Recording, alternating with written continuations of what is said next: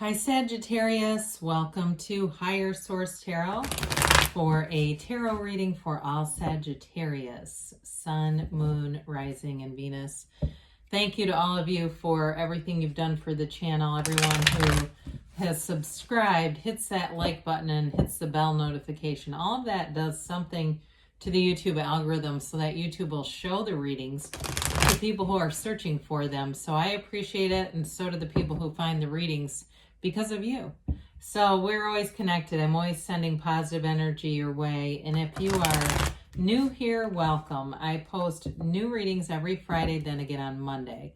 So if a reading doesn't resonate, come back in a couple of days. You can watch a new reading.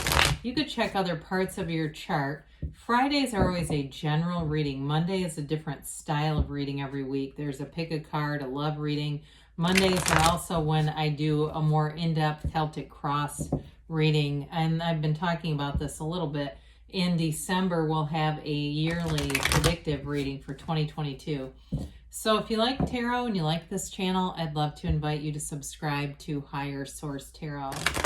All right, what advice do you have for Sagittarius, Sun, Moon, Rising, and Venus? What does Sagittarius need to know, please, for the best and highest good of all concerned with Sagittarius? Jesus, there we go. Okay, there we go. So we will begin with the tarot, and then we'll have an Angel Answers Oracle card reading too. And we'll set our timer for fun here because we know time is a human concept, right? So still fun anyway. All right, you've got the Tower, the Seven of Swords, the Eight of Wands, the High Priestess, the Eight of Swords, the King of Cups, the Page of Pentacles, and the Queen of Swords. Well, there's something here. It's kind of funny because the Tower, I actually picked it up and it should have been on the bottom of the cards. It wouldn't have been in the reading, but it fell back down, so I just left it rather than picking it up again. So it's an interesting reading with that, because I do feel like if there's somebody who's talking about you, somebody who just won't move on, I do feel like this is going to usher them out. You've got two eights here. Eights are all about vibration, and you have two very different eights here. So I feel like you're going in a divergent path. That's what they say, divergent path from somebody else. If it's an ex relationship, I see something new coming in with this King of Cups, Eight of Wands, Page of Pentacles energy. So you have just two major arcana here between the Tower and the High Priestess. And it looks like you have all the elements here. So brace for change, folks. I do feel like there's some kind of a proverbial final straw here. And the Tower is the Tower we embrace, right? It's let go or be dragged in this energy. So this is where cross watchers start to get miffed. If it's, again, somebody who's trying to hang on to something, there's an awakening here. Sometimes we even say this is like an overthrow of perceptions, where from this, you end up with a radical new life, though. It's a new beginning. It's not the end. It's the end of delusions. And so I feel like with the Seven and Eight of Swords both showing up here, it has to do something with the same person here.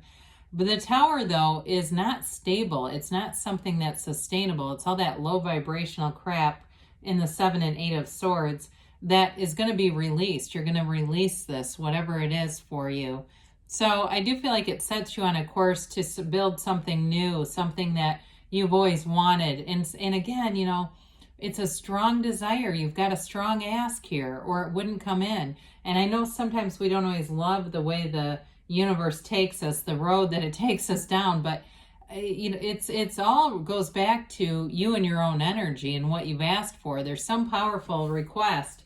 So we talked a little bit about the Seven of Swords, and the first inclination I got was about somebody talking about you. They aren't getting their own way. I definitely feel like they are not getting their own way, and they don't like it. They're very immature energy, and so I feel like they'll kind of go to any length to try to force the issue, whatever it is. If it's an ex, if it's just somebody at work or somebody that you've had a falling out with. They're very manipulative energy with this, and because the Seven of Swords can represent a lot of things. In this reading, that's what I get, though. It definitely feels more like somebody who is maligning you or talking about you in some way. And so I feel like there is a part of them that has they have a connection on some level. There's something like that's not all bad here, but it's like they're just not ready to expand and develop. They are not in a place where they're going to be coming along for the ride. So when we get into the Eight of Wands, we talked about the eights being vibration and movement. Again, you've got brace for change here a few different times, but this is the kind of change that brings things forward in a very positive way. Wands are all about enterprise and growth. It's also renewal. And so it brings you into a place where ideas and momentum pick up and move you forward. It's not moving back into the past, right? And so it is the arrows of love here too. And so I do feel like if it's a new love interest with the Page of Pentacles and the King of Cups, it brings in not only a fun element, but some maturity too. I like the king with that page. Pages are optimism, their enthusiasm. They get an immature rap. Sometimes it can represent somebody younger, but with the King of Cups, there's definitely mature love here. So I do feel like anything you're moving forward, and if it's a work-related thing too, it can be like a new beginning, but I feel like you'll be passionate about it and have mature energy around you. So the High Priestess comes in, the card of the psychic here. She has many, many meanings, but again, it's high vibrational stuff with the waves in her garment. This begins the seat of the soul. She also represents something called prima materia, which is that all matter comes from the mind. And so she uses her mind to influence the subconscious. She really represents the subconscious. The Magician represents the conscious mind. But with this, it's like that influence on the subconscious brings things forward. This brings in clarity too, by the way. So when we talk about the Tower bringing in the end of delusions and new perceptions, here's the clarity with it. Now, she can be a very passive energy. So I do feel like I hear let whirling dervishes whirl. I feel like you have more of a passive approach with whoever this is, and your focus is really on new things anyway. So it's like it doesn't even faze you anything they might have to say. She also brings in the balance between the two columns of polarities. So if there's, like I said, somebody who's got a very polarizing energy about you or around you, especially if they tend to be polarizing in groups of people, I feel like you're sort of that energy that brings people back together. And so you may find there's other people around you too that aren't too interested in that energy. Now, in terms of a new relationship starting here, you're manifesting it with the book of Torah she holds. It's the laws of life, the laws of the universe. So you're in concert with the universe. You can see things coming, and you'll do a very good job of, I was going to use the word evading them, but I don't know if that's really the right word. I feel like it's more about you'll see them coming and you'll make a different choice. You'll move in another direction. So I suppose it could be evade, but doesn't that sound a little negative for that in that particular card? So we talked about the Eight of Swords a little bit. It's a pattern of restricted energy for sure. And I do feel like you've got the end of delusions multiple times. This is living in delusions. It's a self-imposed prison. So if this represents a time period, maybe you were close to this person at one point and it's about moving away from them. And there may be a little sense of guilt with it, especially if it's been somebody who's lived with you or you've been substantial in terms of supporting them, whether it's financially, mentally, emotionally, or socially. Because again, I feel like you're going to move away from them and they might be the odd man out. And that there's a sense of wanting to take care of them on some level, but knowing that it doesn't work very well. So with the King of Cups, this is also a card of self-development. The King of Cups allows you to grow and mature into who you are. It's an energy too, though, of having good control over your own emotions. So like we talked about, I just don't feel like you get into power struggles with anybody. You're not going to pick up the other end of that rope. Not in this energy. It's just also an energy of soothing and calm and tranquility. So I do feel like you're going into a period where you're just walking into that naturally.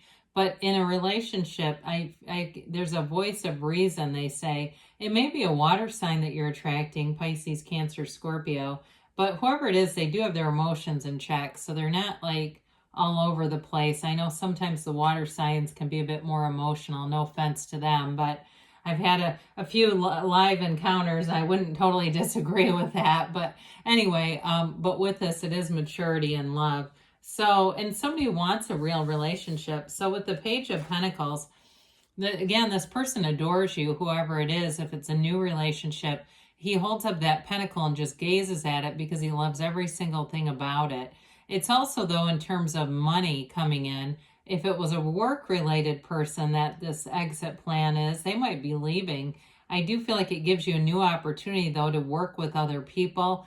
This can also be somebody who works with their hands. So if it's somebody you're attracting that actually does physically work with their hands, maybe they repair things, or they do like in the medical field or something like that, where they have to physically use their hands in order to do their work.